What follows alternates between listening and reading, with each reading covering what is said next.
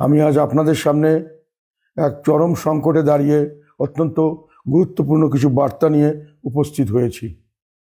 আমাদের প্রিয় মাতৃভূমি আজ এক ক্রান্তিকাল অতিক্রম করছে। একদিকে সংবিধান নিয়ে সুপরিকল্পিত প্রতারণা, অন্যদিকে সামাজিক ও রাষ্ট্রীয় বন্ধন ছিঁড়ে যাওয়ার এক ভয়াবহ দৃশ্য আমরা দেখতে পাচ্ছি।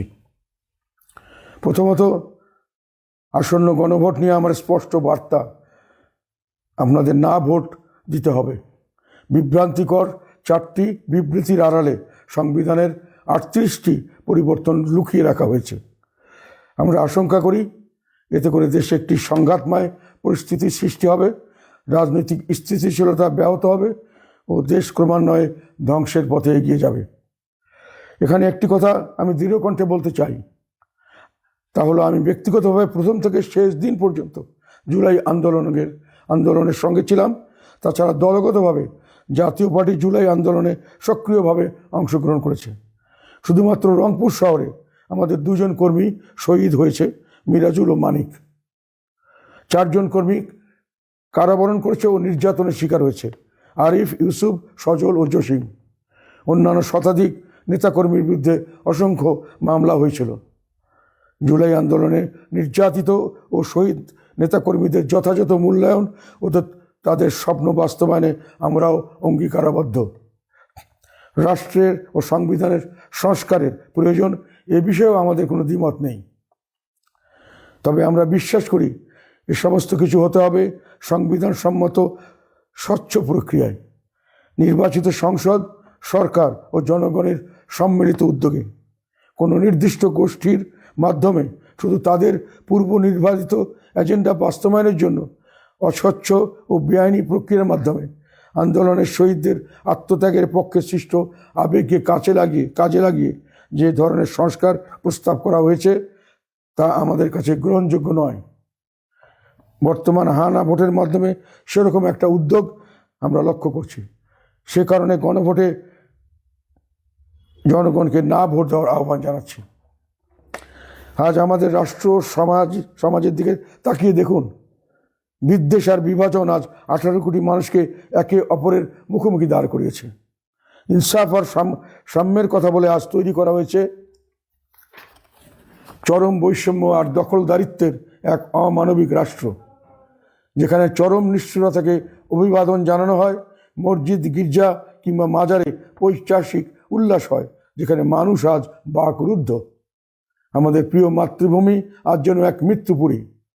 দিনে দুপুরে প্রতিপক্ষকে খুন করে মৃতদেহ পুড়িয়ে ফেলা হচ্ছে। বিভিন্ন স্থানে সংখ্যালঘু সম্প্রদায়ের বাড়িঘর, দোকান লুটপাট, ভাঙচুর ও আগুন দেওয়ার অভিযোগ পাওয়া যাচ্ছে, অথচ রাষ্ট্র নির্বিকার।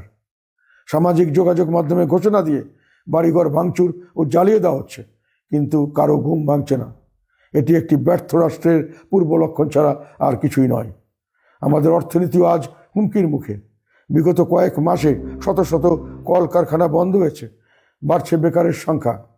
ব্যাংকের রিজার্ভের প্রকৃত অবস্থা আমাদের অজানা। আমাদের সীমান্ত আজ অন্যের নিয়ন্ত্রণে চলে যাচ্ছে। নারীরা আজ নিজ দেশে পরবাসী। আমাদের শিল্প সংস্কৃতি, জারি সারি ভাওয়াইয়া আর কবিতার কণ্ঠরোধ করা হচ্ছে। এমনকি নারীর শিক্ষা ও কর্মক্ষেত্রে চলাফেরাও আজ শকুনের নখরে বন্দী। এই ধ্বংসাত্মক ডিজাইন আমাদের ভাঙতে হবে। আমাদের প্রথম কাজ হবে রাষ্ট্র সমাজের ছিঁড়ে যাওয়া সকল বন্ধনকে আবার জোড়া দেওয়া। আমরা এমন এক বাংলাদেশ গড়তে চাই যেখানে একজন নারীকে তার পোশাকের জন্য হেনস্থা হতে হবে না, শিক্ষক তার ছাত্রের কাছে প্রহিত হবেন না, বাউল শিল্পী বা ভিন্ন মতের কোনো মানুষের ত্রুটি চেপে ধরা হবে না। প্রত্যেক মানুষের সমান অধিকার ও মর্যাদা প্রতিষ্ঠিত হবে। প্রিয় দেশবাসী, এই নির্বাচনে মাত্র 2টি পক্ষ, একটি মহান মুক্তিযুদ্ধের চেতনা ও 71-এর পক্ষের শক্তি, অন্যটি সেই আদর্শ বিরোধী অপশক্তি। জাতীয় পার্টি সবসময় আপনাদের পাশে ছিল এবং আছে। জাতীয় পার্টিকে লাঙ্গল প্রতীকে ভোট দেওয়া মানেই হলো একটি গণতান্ত্রিক বাংলাদেশ ফিরিয়ে আনা এবং 1971 সালের চেতনাকে জয়যুক্ত করা।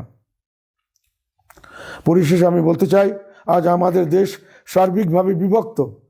আমরা এবং তারা, এই বিভাজন আমাদের এমন এক পর্যায়ে নিয়ে গেছে যে কেউ কাউকে সহ্য করতে পারছি না, অন্যের মতামতকে বুঝতেও চাচ্ছি না। কিন্তু এই অসহিষ্ণুতা থেকে আমাদের বের হতে হবে। মনে রাখবেন, দেশটা আমাদের সবার, দেশ একটাই, এবং এই দেশের প্রশ্নে আমাদের সবাইকে এক মতাবলম্বী ও একতাবদ্ধ হতে হবে। দেশের স্বার্থে কোনো পক্ষ বিপক্ষ থাকতে পারে না। অতীতের সব তিক্ততা পিছনে ফেলে আমাদের সামনের দিকে এগিয়ে যেতে হবে। বিভাজনের এই অপরাজনীতি এখনই বন্ধ করার সময়। হিন্দু মুসলিম, বৌদ্ধ খ্রিস্টান, নারী পুরুষ, তৃতীয় লিঙ্গ কিংবা পাহাড়ি সমতলি, আমাদের সবার পরিচয় আমরা বাংলাদেশের নাগরিক, আমরা বাংলাদেশি। আমাদের লক্ষ্য এমন এক বাংলাদেশ যেখানে সবাই নিরাপদে থাকবে এবং সবাই সমান অধিকার থাকবে। রাষ্ট্র হবে এমন যেখানে প্রতিটি মানুষ সমানভাবে নিজ নিজ ধর্ম পালনের পূর্ণ অধিকার পাবে। আসুন সব ভেদাভেদ ভুলে একটি মানবিক ও বৈষম্যহীন বাংলাদেশ গড়ে তুলুন। আসুন এই মুহূর্তে এই মুমূর্ষু দেশকে বাঁচাতে আমরা ঐক্যবদ্ধ হই। সবশেষে বলতে চাই, অরাজকতা ও বিচারহীনতার সংস্কৃতি বন্ধ করতে এবং দেশের গণতন্ত্র রক্ষা করতে লাঙ্গল প্রতীকে ভোট দিন।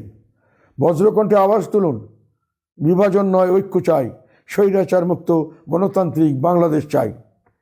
লাঙ্গল প্রতীকে ঐক্য গড়ি, বৈষম্যহীন বাংলাদেশ গড়ি।